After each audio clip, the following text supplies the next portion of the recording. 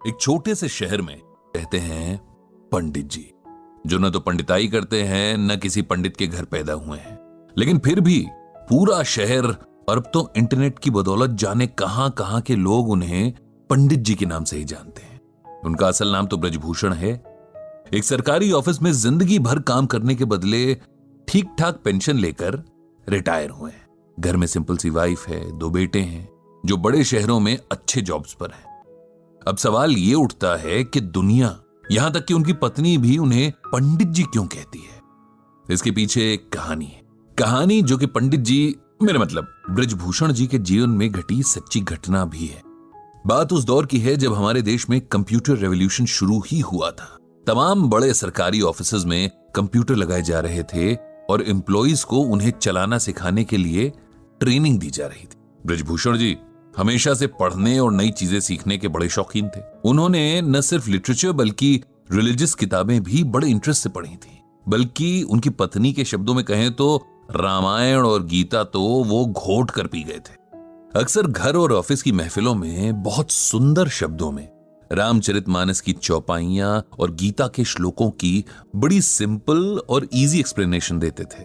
अब जब कंप्यूटर सीखने की बारी आई तो उन्होंने इसमें भी बड़े इंटरेस्ट के साथ पार्टिसिपेट किया, जबकि उनके साथ के बाकी लोग जाने क्यों बड़े बेमन से कतराते हुए ट्रेनिंग में हिस्सा ले रहे थे। उन्हें ट्रेनिंग देने वाली टीम कहीं बाहर से आई थी। 4 जवान लड़के जो शायद अभी अभी पढ़ाई पूरी करके निकले थे, इन्हें सिखा रहे थे। इस टीम में एक लड़का था जो बहुत कूल और काम नेचर का था। बड़े पेशेंस से इन लोगों को सिखाता था और कभी भी बेवकूफी भरे सवालों पर गुस्सा नहीं होता था। इस लड़के का नाम संदीप था। ब्रजभूषण जी को संदीप बहुत पसंद था। इधर कुछ दिनों से ब्रजभूषण जी देख रहे थे कि संदीप कुछ शांत सा रहने लगा था। उसके चेहरे पर हमेशा रहने वाली मुस्कान जैसे डिम सी पड़ गई थी। अक्सर कहीं खोया से रहता और एक अजीब सी सैडनेस उसकी आंखों में बनी रहती। अब ब्रजभूषण जी एक्सपीरियंस्ड आदमी थे, जानते थे कि अगर इस एज में डिप्रेशन ने पकड़ लिया तो जिंदगी खराब कर देगा। इसीलिए उन्होंने संदीप से बात करने की सोची और एक दिन उसे डिनर पर घर बुलाया। संदीप आया और खाना खाने के बाद पंडित जी उसे साथ लेकर वॉक पर निकल गए। फिर बातों बातों में उसकी परेशानी का कारण पूछा, जिसे पहले तो वो टालता रहा, लेकिन फिर उसने अपनी परेशानी का रीजन बता ही दिया। दरअसल पिछले 5 सालों से संदीप किसी बड़े कंपेटिटिव एग्जाम की तैयारी कर रहा था और लगातार मेहनत के बाद भी तीसरी बार उसे फेलियर ही मिली थी, जिसने उसकी हिम्मत पूरी तरीके से तोड़ दी थी। उसे लगने लगा था कि उसकी जिंदगी के 5 साल बस यूं ही वेस्ट हो गए और अब उसका कोई फ्यूचर नहीं होगा। इतनी मेहनत के बाद मिले फेलियर ने उसे चौथे और आखिरी मौके के लिए भी मायूस कर दिया था। वो अब आगे एग्जाम्स की तैयारी नहीं करना चाह रहा था और कहीं ना कहीं अपनी फेलियर के लिए खुद को ही गिल्टी मान रहा था, यानी दोषी ठहरा रहा था कि शायद उसकी मेहनत में ही कहीं कमी रह गई थी। यह सब सुनकर ब्रजभूषण जी ने तुरंत संदीप को श्रीमद् भागवत गीता का यह श्लोक सुनाया। कर्मण्येवाधिकारस्ते मा फलेषु कदाचन मां कर्म फल हेतुर्भुर्मा ते संगोस्त्व कर्मणि। जानते हो संदीप, इसका मतलब क्या है, मीनिंग क्या है? ये श्लोक भगवत गीता के दूसरे चैप्टर का 47वां श्लोक है।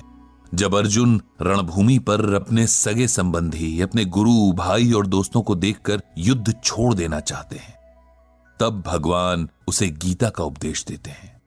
और गीता का ये श्लोक तो संपूर्ण गीता की समरी जैसा ही है। इसका अर्थ अगर समझ लें तो जीवन की सारी परेशानियां दूर हो जाएं। संदीप ने पूछा कि आखिर क्या है इस श्लोक का अर्थ और इसमें ऐसा क्या है जो आप इसे हर परेशानी का सलूशन बता रहे हैं? ब्रजभूषण बोले, इसका अर्थ है कि हे अर्जुन, तेरा अधिकार कर्म करने में है, उसके फल में नहीं। तू कर्म के फल के प्रति आसक्त ना हो या कर्म न करने के प्रति प्रेरित ना हो। सिंपल वर्ड्स में कहें तो हम में से हर कोई कुछ भी करने से पहले उस काम के रिजल्ट के बारे में सोचता है। जैसे बच्चे पढ़ाई शुरू करने से पहले फर्स्ट आने की विश करते हैं।